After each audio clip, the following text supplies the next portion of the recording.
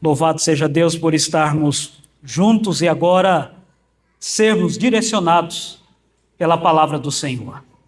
Abra a sua Bíblia em 1 Coríntios capítulo 8.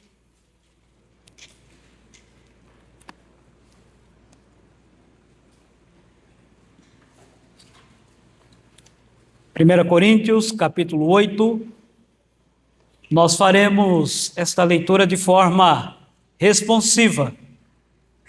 Eu leio os versos pares e os irmãos os ímpares, mas nos atentando ao que está nos revelando a palavra de Deus. 1 Coríntios capítulo 8, leitura responsiva,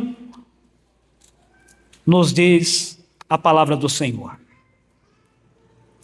No que se refere às coisas sacrificadas a ídolos, reconhecemos que todos somos senhores do saber. O saber ensoberbece, mas o amor edifica.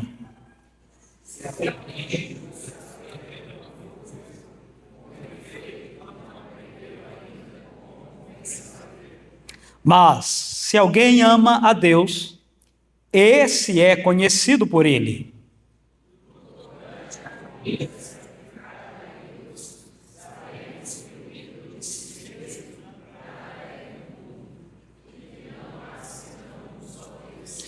Porque ainda que há também alguns que se chamem deuses, quer no céu ou sobre a terra, como há muitos deuses e muitos senhores,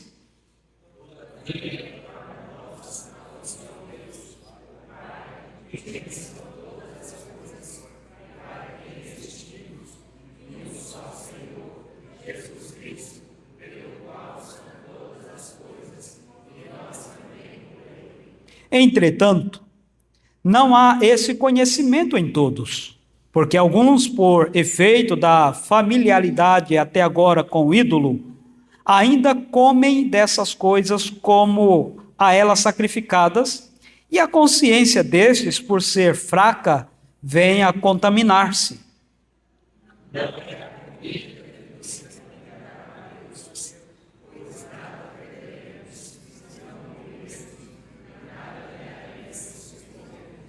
Vede, porém, que esta vossa liberdade não venha de algum modo a ser tropeço para os fracos.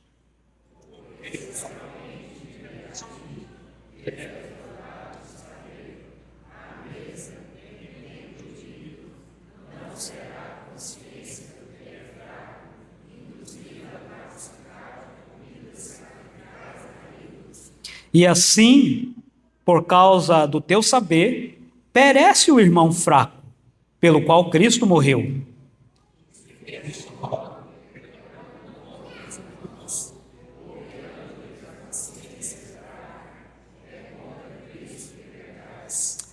E por isso, se a comida serve de escândalo a meu irmão, nunca mais comerei carne, para que não venha a escandalizá-lo. Vamos orar mais uma vez. Agora, Deus, lida a tua palavra, sabedores, ó Deus, de que por ela o Senhor se revela a nós, por ela nós somos edificados, habilitados para a boa obra, por ela nós conhecemos a perfeita, boa e agradável vontade do Senhor. Sabedores também, ó Deus, do quão limitados nós somos, dedicamos então este pedido, esta oração, para que o Senhor nos ilumine, dando-nos o entendimento, para que assim, ó Deus, compreendamos a tua voz, a falar ao nosso coração nesta noite, por meio da tua palavra. Recebe, ó Deus, este pedido, em nome de Jesus. Amém. Meus amados irmãos, nós somos pessoas que prezamos bastante pelo conhecimento e nos julgamos pessoas conhecedoras. E no que se refere à nossa vida cristã, no que se refere à nossa caminhada com Cristo, muitos de nós nos achamos bastante conhecedores, a ponto de acharmos que participar de alguns ensinos, participar de algumas atividades é desnecessário, porque conforme disse determinado membro da igreja, esse assunto eu já sei, de cor e salteado. Não preciso mais desse conhecimento. E de certa forma, pensar desta forma, que já estamos plenos de conhecimento e que não precisamos mais aprender nada, isso pode nos levar a uma postura de arrogância, a uma postura de soberba, arrogância e soberba que poderá nos levar a uma conduta de prejuízo àqueles que estão à nossa volta. Isso me faz lembrar de uma declaração de alguém que disse que não participava do culto de oração porque aprendeu com a irmã que o culto de oração era desnecessário. Uma irmã aí que praticamente nasceu na igreja e, cheia do seu saber, inculcou na mente de outro mais frágil, mais limitado no conhecimento, de que participar do culto de oração é um desperdício, algo que eu posso fazer de forma mais aproveitosa em minha casa. E foi isso que esse irmão aprendeu. Uma frase que, na verdade, acabou virando uma cilada. E este é o problema que nós encontramos aqui no capítulo 8. Como já falamos inicialmente, a igreja de Corinto está numa sequência de catástrofes espirituais. Está numa sequência de atitudes, de comportamentos que estão prejudicando a comunhão da igreja com Cristo e o testemunho da igreja sobre Cristo. E agora, um dos problemas que é levantado aqui é sobre comida. É sobre participar de determinadas festividades, cerimônias que aconteciam em Corinto. Ao que parece, é feita aqui uma pergunta ao apóstolo Paulo sobre essa situação, porque a semelhança do que ele fala no capítulo 7, quanto ao que me perguntastes acerca do casamento, ele usa algo parecido. No que se refere às coisas sacrificadas, essa expressão nos leva a entender que ele está respondendo, mais uma vez, a uma consulta, a uma dúvida. E então ele vai trazer aqui algumas questões sérias em relação à igreja, porque era comum em Corinto festividades, seja em casas específicas para isso ou em templos pagãos, em que as pessoas se reuniam para fazerem as suas celebrações. Algumas tinham a ver com casamentos, outras tinham a ver com acordos comerciais, outros tinham a ver com algum tipo de festividade próprio da cultura da cidade, e alguns recebiam convites para participarem dessas festividades, e ali tinha um momento de comer, e as comidas em todas estas festividades, elas eram dedicadas aos deuses. Se tratava, então, de certa forma, de uma prática cultural, social, mas idólatra, pagã. E o que parece, alguns membros da igreja de Corinto eram convidados a participarem dessas festividades, e agora eles estão, talvez, diante de algum questionamento, eles estão respondendo que a firmeza que eles têm no Evangelho, a firmeza que eles têm em Cristo é tão grande que participar de tais festividades, de tais cerimônias, de comer tais comidas em nada prejudicava a fé deles, a vida cristã deles. Eram pessoas que se diziam cheias do saber, cheias do conhecimento, a ponto de dizerem: o que nós fazemos, aonde nós participamos, isso não nos influencia. Porém, essa postura de alguns membros da igreja estava levando outros membros a terem um comportamento semelhante, no sentido de participarem dessas festividades, mas com outra mentalidade. E então estamos diante de uma igreja que está se tornando frágil espiritualmente, quando os mais experientes, ou os chamados mais sábios, mais conhecedores, deveriam estar atuando para fortalecer os menos experientes na vida cristã. E é por isso que hoje nós vamos tratar sobre o tema: uma igreja bíblica se fortalece mutuamente. Uma igreja bíblica se fortalece mutualmente. Como que isso acontece?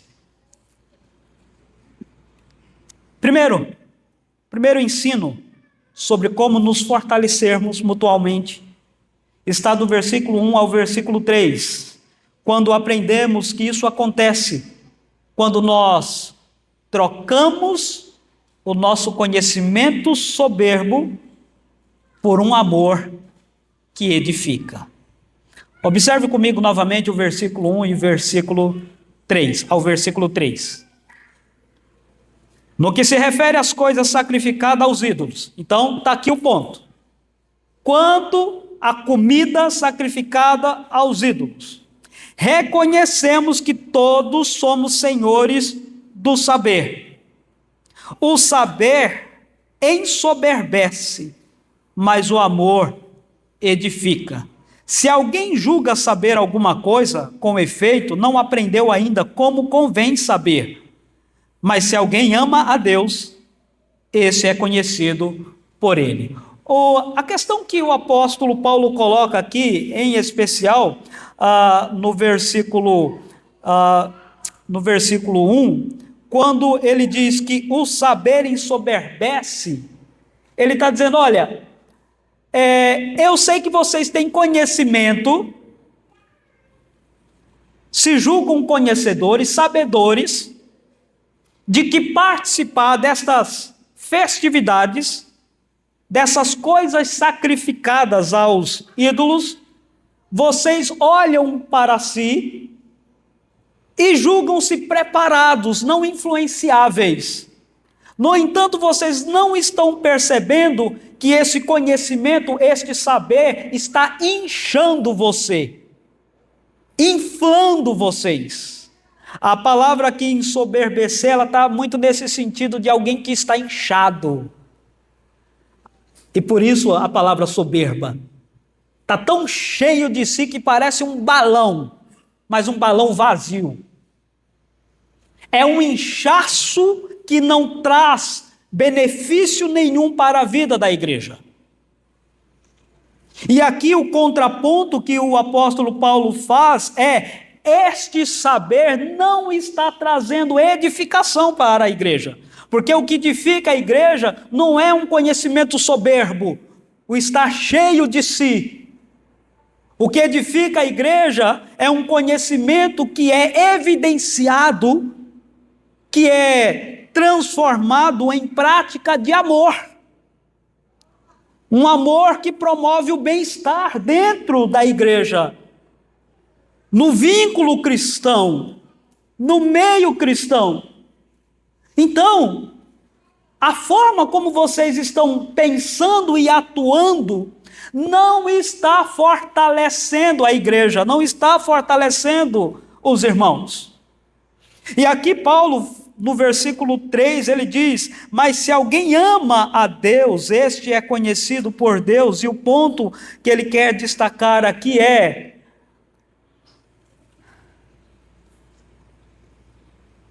O verdadeiro sentido da nossa vida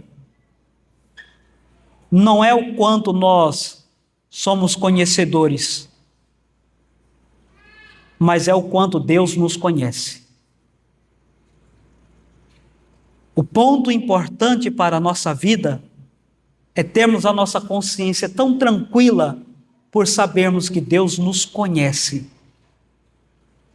E pela forma como nos conhece, Ele nos usa. No entanto, vocês desprezam o conhecimento de Deus para se encherem de um falso conhecimento de Deus, um conhecimento próprio. Sabe qual é o problema? Isso para a vida da igreja não está promovendo efeito algum. A igreja não está sendo fortalecida, porque a soberba não está permitindo. Estão tão cheios de si, tão convictos de si, que não há espaço para olhar para as necessidades dos mais frágeis na fé. E isso vai ficar mais claro a partir do versículo 4. O apóstolo Paulo, lá em 1 Coríntios capítulo 13, ele fala de um assunto que é muito importante.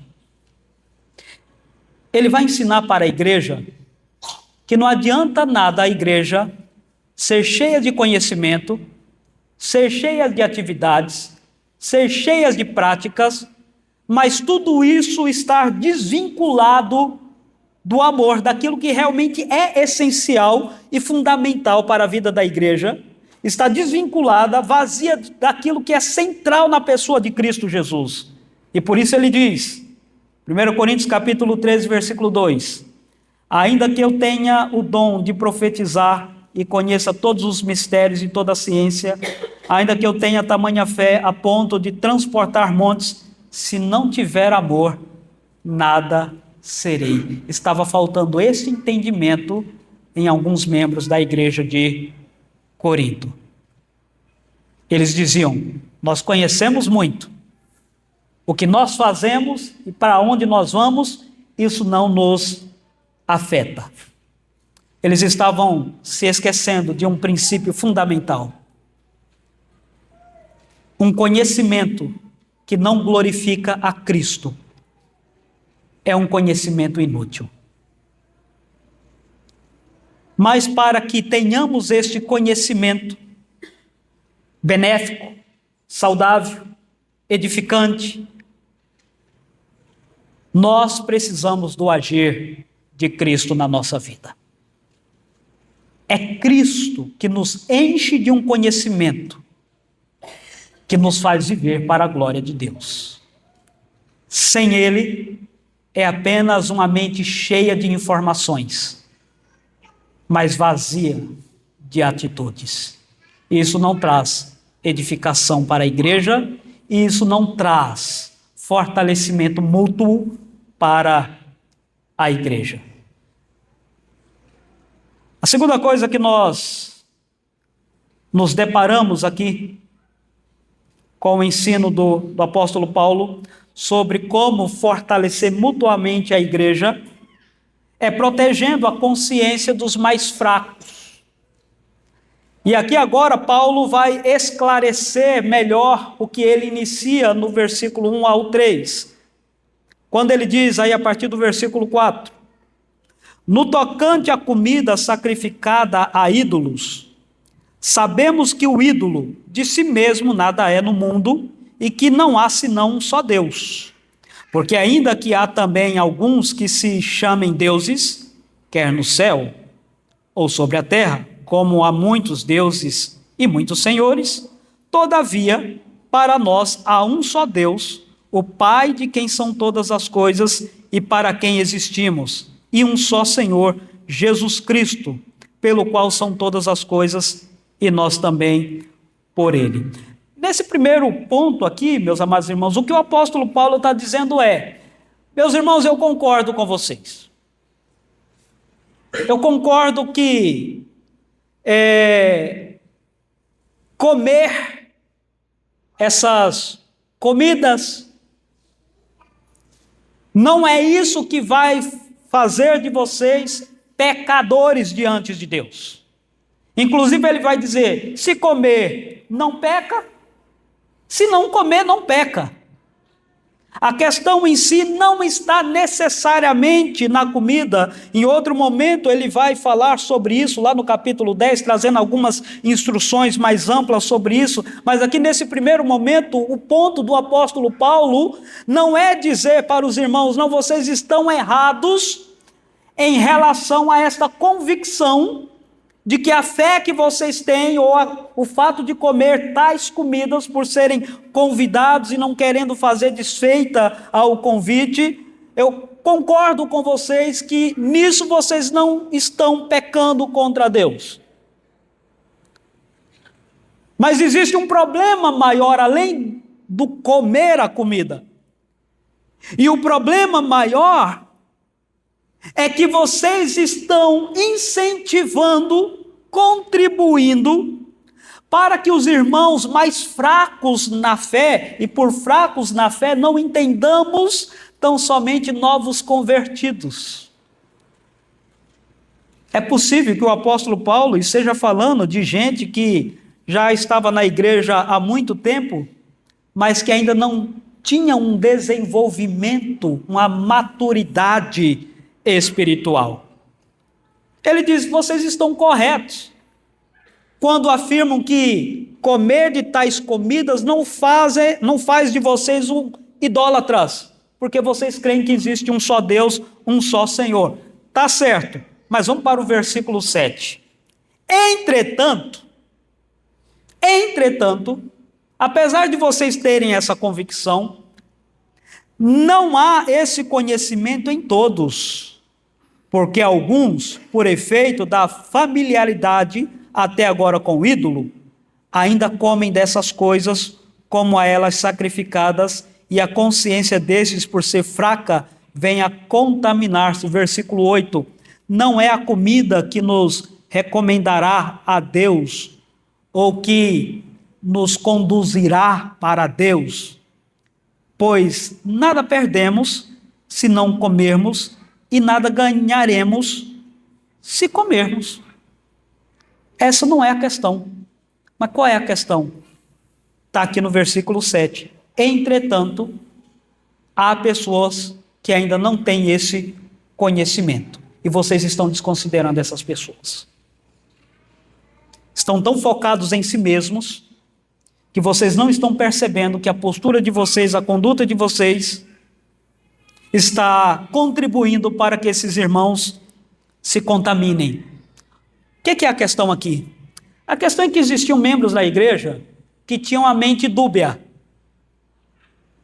um coração dúbio, duas mentalidades. Ao mesmo tempo eles criam em Cristo, mas também criam nos deuses. Para eles participarem destas festividades seria também um ato de culto aos deuses. E eles não viam, de certa forma, problema nisso.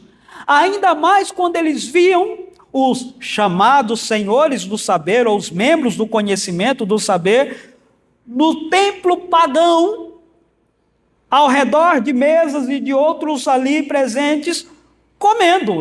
A ideia aqui é mais ou menos o seguinte: se esse irmão que tem mais tempo de casa, que está mais maduro na fé, que é de certa forma dentro da igreja um exemplo, se ele pode comer, por que eu não posso? Não, eu posso também. Só que um grupo dizia, nós não cremos que existem deuses. Esse grupo dizia, existe Jesus e existem os outros deuses. E por causa dessa postura, desses membros mais aparentemente experientes, esses irmãos estavam se contaminando.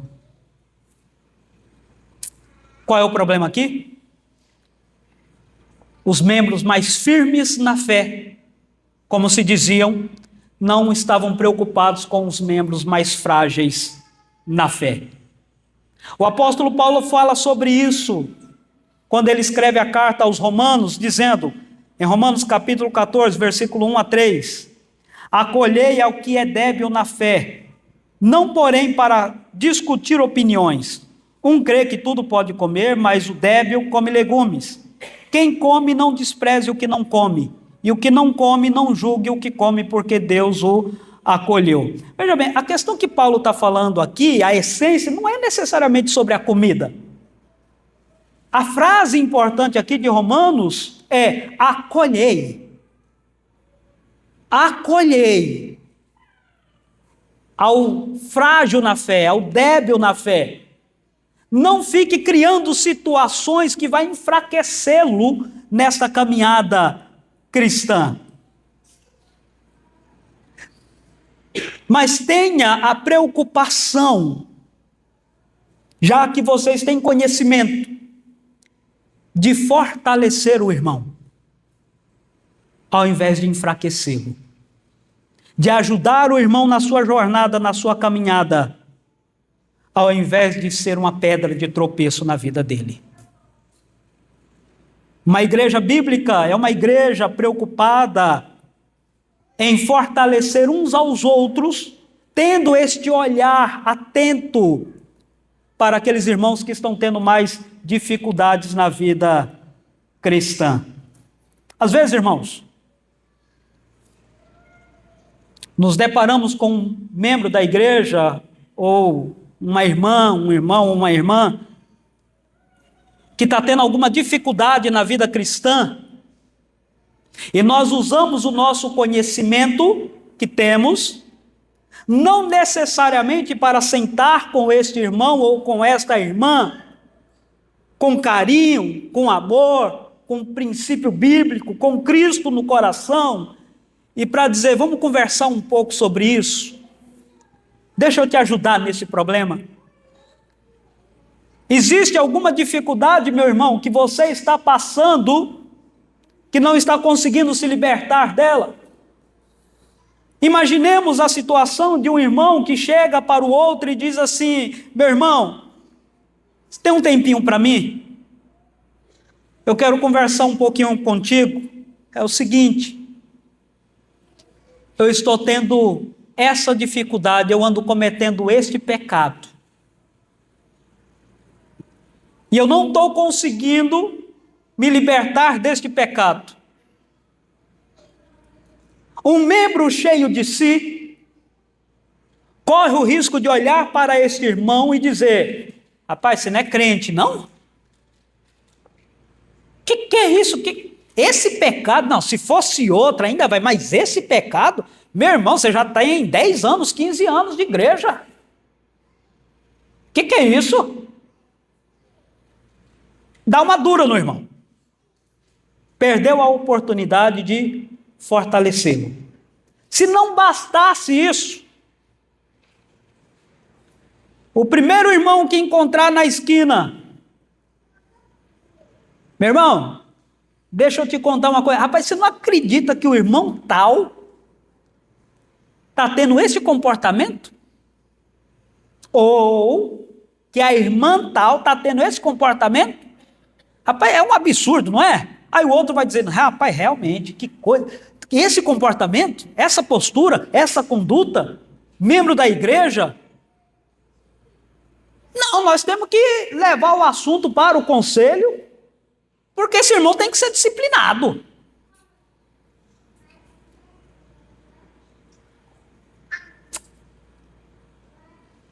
Meus amados irmãos, nós que temos experiência ou que estamos mais maduros na fé, essa não é a conduta bíblica. Não foi isso que Cristo nos ensinou. Nossa primeira postura seria: meu irmão, você está com esse problema? Realmente é um problema sério, mas eu estou aqui do seu lado, vou andar com você. Podemos marcar algumas visitas para a gente orar junto? Eu vou estar orando em casa por você, para que Deus te ajude a se libertar desse problema. Mas eu gostaria de caminhar mais um pouquinho contigo. Vamos vencer esse problema juntos? Ou vamos vencer esse problema juntas? Essa é a postura de quem vive o verdadeiro conhecimento do Evangelho de Cristo. Ele usa o conhecimento para manifestar amor àquele que está tendo dificuldade na caminhada cristã. Na igreja existem membros que ainda trazem ranços do velho homem. E que se nós conhecer esses ranços, qual será a nossa postura?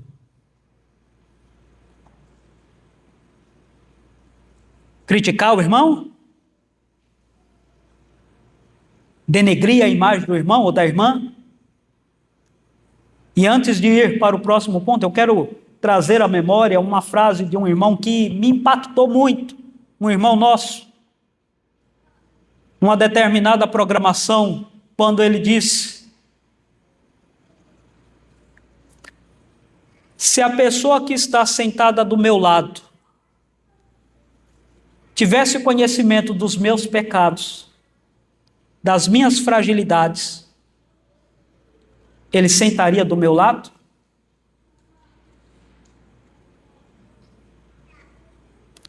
Eu creio que é uma pergunta importante para a nossa reflexão. Temos conhecimento? O que fazemos com esse conhecimento? Nos enchemos de nós mesmos ou usamos para fortalecer os nossos irmãos?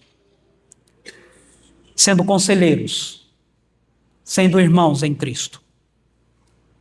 Paulo diz: o que vocês estão fazendo está enfraquecendo ainda mais esses irmãos. Então mudem, atuem de tal forma que ao invés de enfraquecê-los, vocês sejam bênçãos na vida deles. Terceiro e último, postura para fortalecer mutuamente uns aos outros, renunciando à nossa liberdade em prol do irmão. E talvez aqui esteja o ponto mais complicado da nossa existência humana: abrir mão de alguma coisa. Olha o que o apóstolo Paulo coloca aí a partir do versículo 9. Vede, porém, que esta vossa liberdade não venha de algum modo a ser tropeço para os fracos. Porque se alguém te vir a ti, que és dotado de saber à mesa em templo de ídolo, não será a consciência do que é fraco induzida a participar de comidas sacrificadas a ídolos? E assim, por causa do teu saber, perece o irmão fraco, pelo qual Cristo morreu. E deste modo, pecando contra os irmãos, golpeando-lhes a consciência fraca, é contra Cristo que pecais. E por isso, se a comida serve de escândalo a meu irmão, nunca mais comerei carne, para que não venha escandalizá-lo. Agora, Paulo chega ao clímax do capítulo, ao ponto crucial do capítulo, e o ponto crucial é a necessidade de abrir mão de nós mesmos em prol do nosso irmão. E por que nós devemos fazer isso? Por dois motivos. O motivo secundário é porque agindo assim estaremos fortalecendo o nosso irmão, dando bom testemunho, sendo exemplo para ele, ajudando nessa caminhada cristã, ajudando a deixar o velho homem para trás e se renovar do novo homem em Cristo Jesus.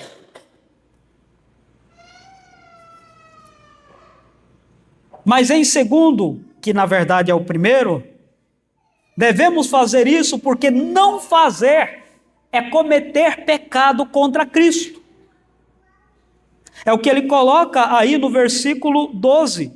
E deste modo, pecando contra os irmãos, golpeando-lhes a consciência fraca, é contra Cristo que pecais. Aqui está o problema sério. E o ponto é, esse cheio de conhecimento que vocês julgam ter, vocês não estão percebendo que por causa dessa soberba, desse inchaço, vocês estão pecando contra Cristo? Sabe por quê? Porque vocês estão fazendo tropeçar irmãos nossos por quem Cristo morreu, irmão nosso que Cristo salvou. E vocês não estão tendo um olhar de graça, misericórdia e compaixão para com eles. Paulo fala algo semelhante em Romanos capítulo 15, versículo 1 a 3, quando diz: ora, nós que somos fortes devemos suportar as debilidades dos fracos e não agradar-nos a nós mesmos. Portanto, cada um de nós agrade ao próximo no que é bom para a edificação. Porque também Cristo não se agradou a si mesmo. Antes, como está escrito, as injúrias dos que te ultrajavam caíram sobre mim. O ponto que Paulo coloca tanto em Romanos como aqui em Coríntios é: olhe para Cristo. O que foi que Cristo fez? Cristo abriu mão de si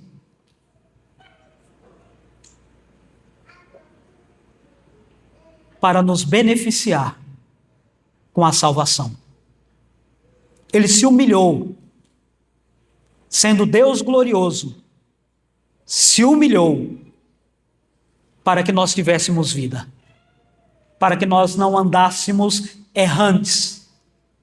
Então, o que Paulo está dizendo é: siga o exemplo de Cristo.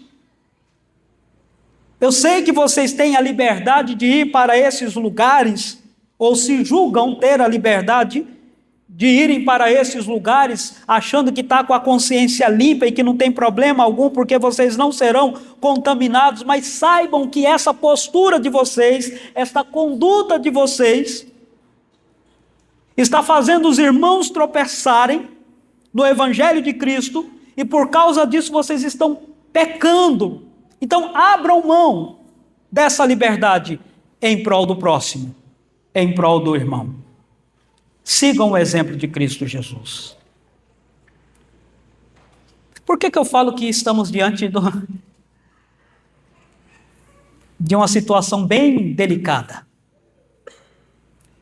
Meus irmãos, se tem algo que nós temos dificuldade, muita dificuldade, é de abrir mão do nosso direito em prol do próximo. Em vários aspectos da nossa vida.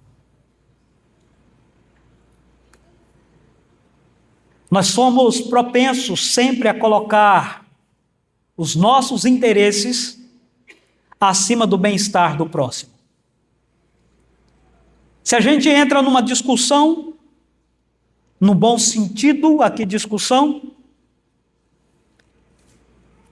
eu vou até as últimas consequências, mesmo que isso resulta em enfraquecer a consciência do meu irmão, mas eu não arredo.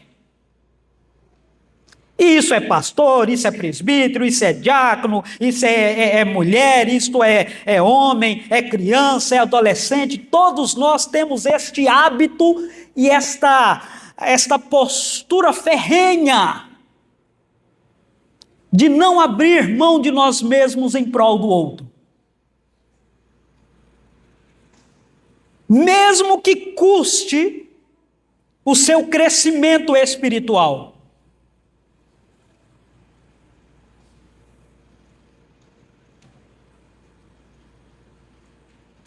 Nós criamos situações ou defendemos situações sobre doutrinas, sobre política, sobre festividades, sobre tantas e tantas práticas que eu defendo. E que ainda que um irmão venha dizer: escuta, mas crente pode agir assim? Então, ao invés de nós recuarmos e pensarmos, a gente vai entrar na nossa defesa, para mostrar para o irmão: pode, não tem nada a ver. Oh, mas não era isso que eu pensava da igreja. Não, você é novo ainda, você vai aprender. Mas igreja é isso? Ser crente é isso? Fazer parte do corpo de Cristo é isso? Quantos irmãos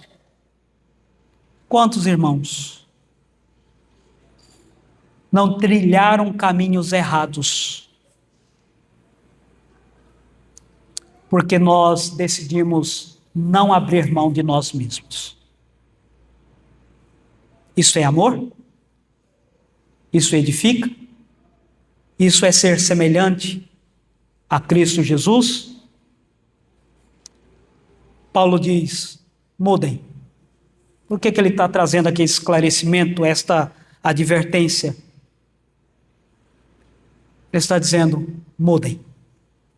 Porque essa liberdade, essa defesa em prol de vocês mesmos, está prejudicando a consciência dos mais frágeis, e isso está prejudicando a comunhão com a igreja, isso está prejudicando a santificação desses irmãos. Vocês que são mais experientes, que têm mais conhecimento, deveriam ser mais cautelosos com o que fala, como fala, quando fala.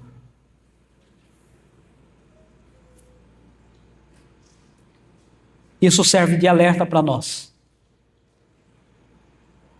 Porque às vezes, irmãos, nós falamos coisas ou defendemos coisas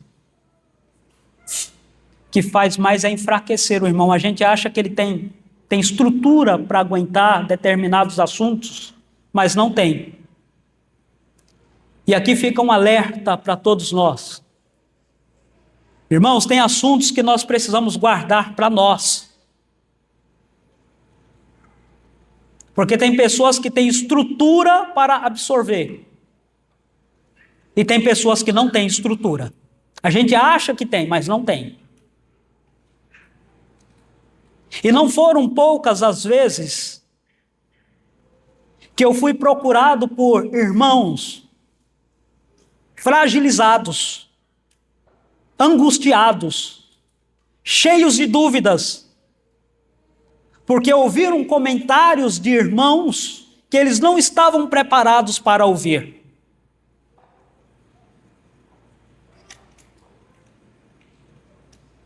E que começaram a questionar se aqui era o lugar que eles deveriam frequentar. Como eu ouvi de um casal, pastor, eu ouvi essas e essas palavras, melhor. A igreja pensa assim? É assim que o senhor pensa, pastor? Esse é o pensamento do conselho? Eu gostaria que o senhor me falasse agora, porque se esse for o pensamento do conselho e o pensamento do senhor, eu vou sair dessa igreja.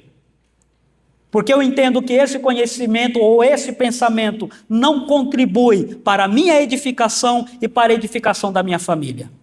E aí eu tive que falar para o irmão que não é o pensamento do pastor e não era o pensamento do conselho. Nós precisamos ter cuidado sobre o que falamos, principalmente nós líderes. Principalmente nós líderes. Porque às vezes o que falamos contribuímos para o regresso de irmãos que estão buscando se firmar no Senhor. Às vezes o que falamos, o que defendemos, o que discutimos, contribui muito mais para o declínio do que para a edificação. E aí quando o irmão ou a irmã sai da igreja, porque não conseguiu assimilar tais questões, essas mesmas pessoas começam a rotulá-los, é porque não eram crentes.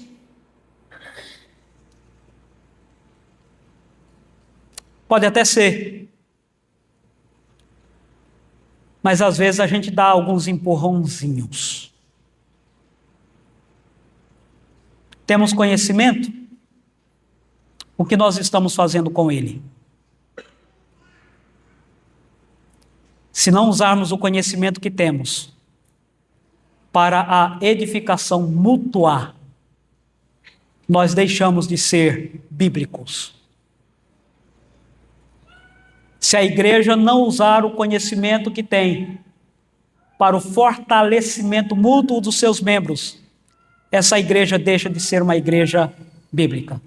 Eu sei que nós temos as nossas opiniões, eu sei que nós temos as nossas defesas, não significa que nós não devemos expô-las, compartilhá-las, mas devemos fazer isso com muita sabedoria, seguindo os princípios do Evangelho e tendo sempre a preocupação: o que eu vou falar vai fortalecer ou vai enfraquecer o irmão? Vai motivá-lo ou vai desmotivá-lo? De repente o irmão vai dizer: não, eu concordo contigo, mas no coração dele ele está dizendo: não era isso que eu esperava. Não era essa postura que eu esperava. Uma igreja bíblica, ela tem a preocupação de fortalecer mutuamente uns aos outros, se enchendo e praticando o verdadeiro conhecimento. Um conhecimento que aponta para Cristo, porque é um conhecimento que vem de Cristo.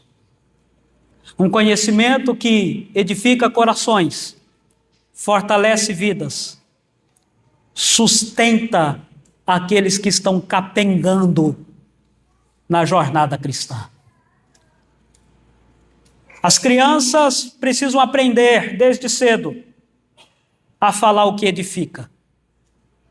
Os adolescentes também, os jovens, as mulheres, os homens, os cônjuges